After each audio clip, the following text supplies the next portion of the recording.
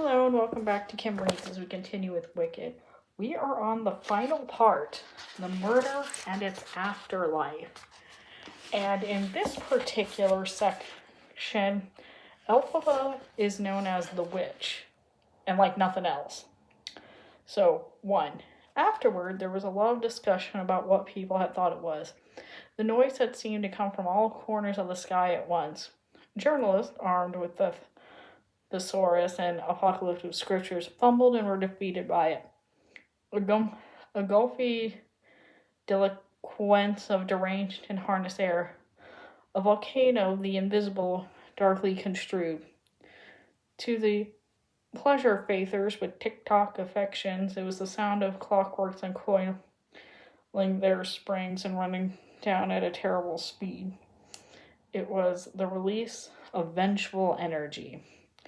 To the essentialists, it seemed as if the world had suddenly found itself too crammed with life, with cells splitting by the billions, molecules uncoupling to annihilation, atoms shuddering and juggernauting in their castings. To the superstitious, it was the collapse of time. It was the oozings of the ills of the world into one crept secular muscle, intent on stabbing the world to its core once and for all.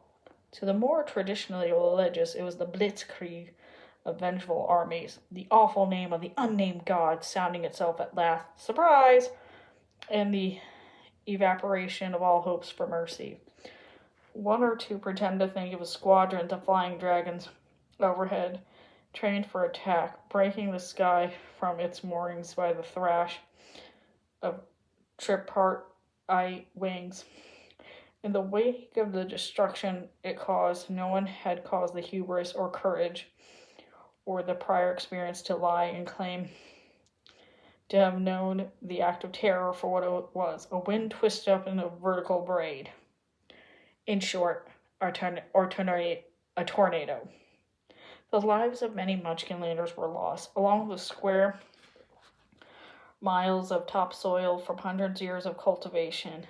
The shifting margins of sand in the eastern desert covered several villages without a trace, and no survivors were left to tell the tale of their suffering.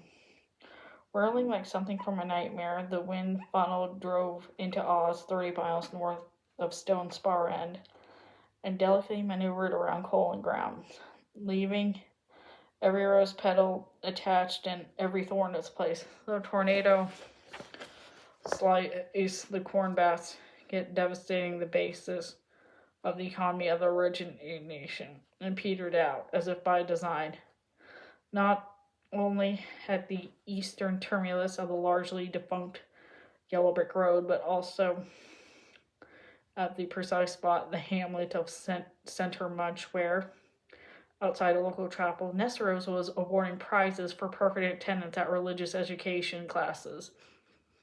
The storm dropped a house on her head. All the children survived to pray for Nessarose's soul at the memorial service. Perfect attendance was never more perfect. Kind of interesting for people who believe. She go where the goblin go, below, ho ho ho ho ho ho. There was a great many jokes about the disaster, naturally. You can't hide from destiny, some said. The house had her name on it.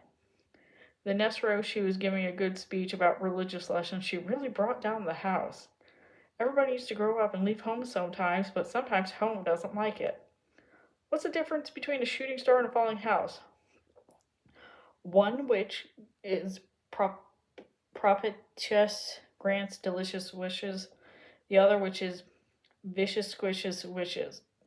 What's big black that makes the earth move and wants to have its way with you? I don't know, but can you introduce me? Such a maelstrom had not only been known in Oz before.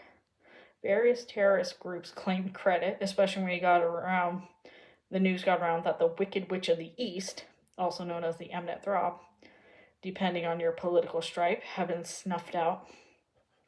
It was widely understood that at first that the houses carried passengers. The mere presence of a house of exotic design sat down almost impact upon the platform for the visiting dignitaries was stretched out credibly enough.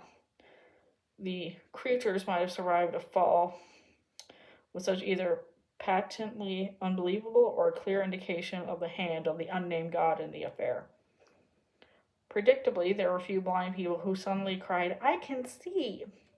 A lame pig that stood out and danced a jig only to be led away, that sort of thing. The alien girl, she called herself Dorothy, was by virtue of survival elevated to a living sainthood. The dog was merely annoying. And that's the end of that chapter.